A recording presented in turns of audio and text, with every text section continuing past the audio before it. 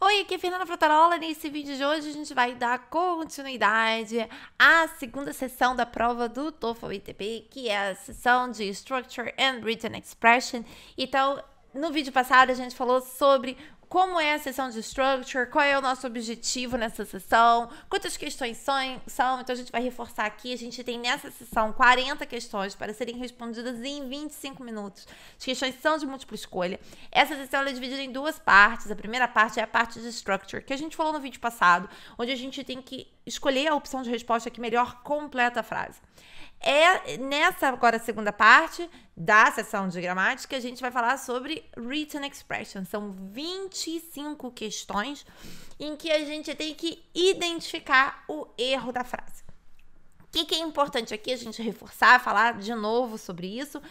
Essa não é uma questão de interpretação, tá? Então, a gente aqui não precisa ir lá no fundo para entender a frase, entender cada palavrinha. O que a gente precisa aqui é entender estrutura gramatical e os elementos usados, o que está faltando, o que está errado, o que não está em concordância.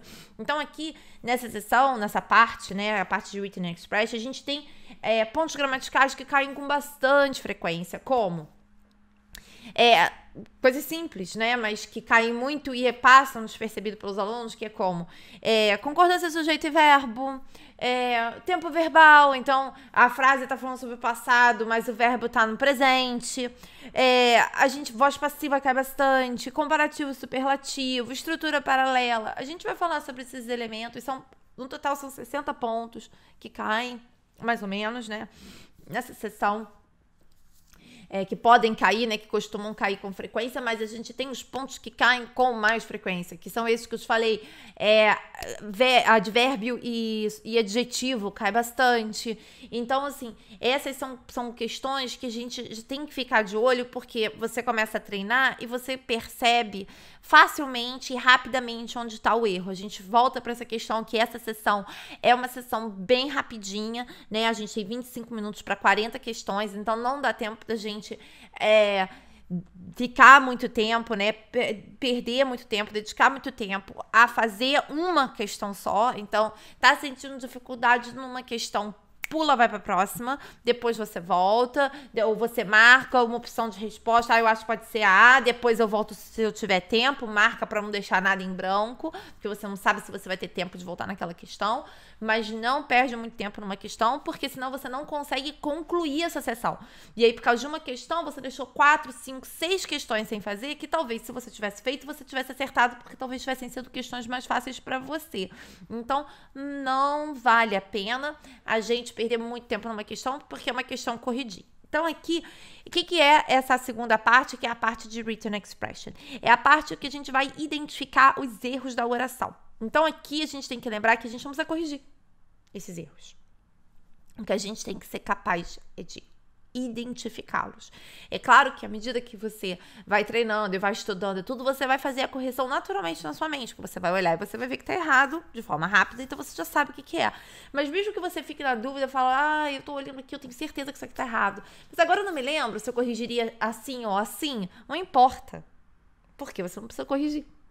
Então, o que importa é que você seja capaz de identificar o erro. Então, aqui, a gente tem aqui 2 exemplos, né, que são dados aqui antes da gente começar a fazer essa sessão, onde a gente tem coisas assim que são bem simples, lembra? Eu falei sobre concordância e essas coisas. Então, assim, aqui a gente tem a concordância de número, bem fácil essa questão aqui, né? The four string, onde deveria ser strings on a violin, porque a gente aqui tem the four, né? Já falando de 4, então é plural. Aí você fala assim, mas que questão fácil. O que acontece é que muitas vezes é fácil. E por ser tão fácil assim, o aluno desconfia que tá errado. Isso é bem verdade.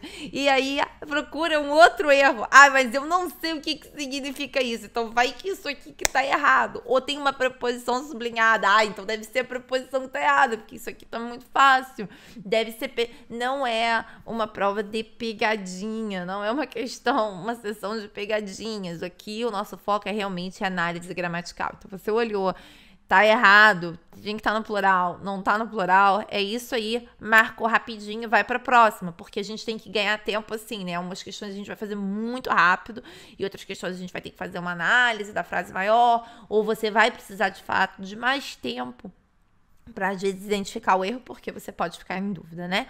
Então aqui a gente tem mais um exemplo, que é The research for the book Roots taking Alex 12 years.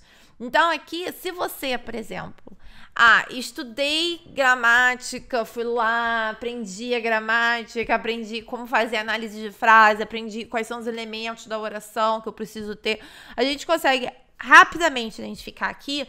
Aqui tem várias coisas para fazer essa questão, por exemplo, mas a gente volta para aquela questão de entendimento gramatical. Primeiro que essa frase não tem verbo. Aí você fala assim, Fernanda, mas o taking não é verbo? Não, não é. Por quê? Porque para ing ser verbo principal da oração, ele precisa vir precedido por qualquer forma do verbo to be. Tem verbo to be aqui? Não tem. Então, ele não faz parte da estrutura verbal aqui. Então, ele não é verbo, essa oração precisa de verbo. E aí a gente fala assim, olha, 12 years. Então, a gente está falando do tempo que a pessoa, que a pesquisa precisou, né? O tempo que a pessoa precisou para fazer essa pesquisa. Precisou de, precisa entender isso. Não, não preciso. Eu preciso entender que não tem verbo nessa frase. Você pode entender, se você quiser fazer a compreensão da frase, a gente consegue fazer a compreensão. Olha, demorou 12 anos, então aqui provavelmente o verbo aqui é no passado, the research for the book, Roots took Alex 12 years. Né? Então eu consigo fazer essa ideia. Mas aqui, como a frase está descontextualizada, existem outros tempos verbais que a gente poderia utilizar aqui. Então, o que importa aqui não é a identificação do tempo verbal correto. O que importa aqui é a compreensão e o entendimento gramatical de que essa frase não possui verbo.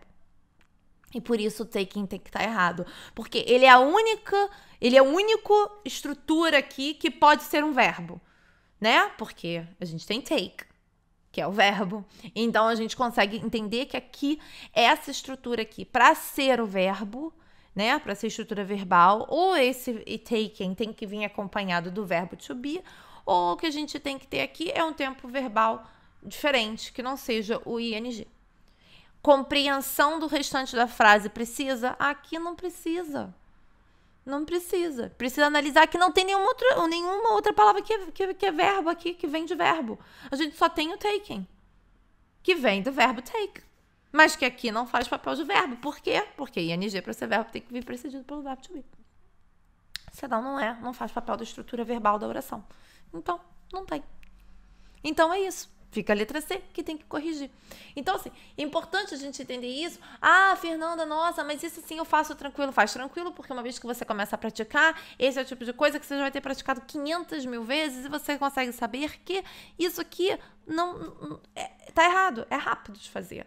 Então, volto àquela questão. É uma questão de análise de estrutura gramatical. Então, aqui depois disso, né, a gente tem aqui as 25 questões, onde a gente tem que identificar aqui quais são as partes que estão erradas. A gente, nos próximos vídeos, vai fazer várias questões dessas, para que você veja, de novo, essa questão de análise da gramática da oração e não análise do significado da frase.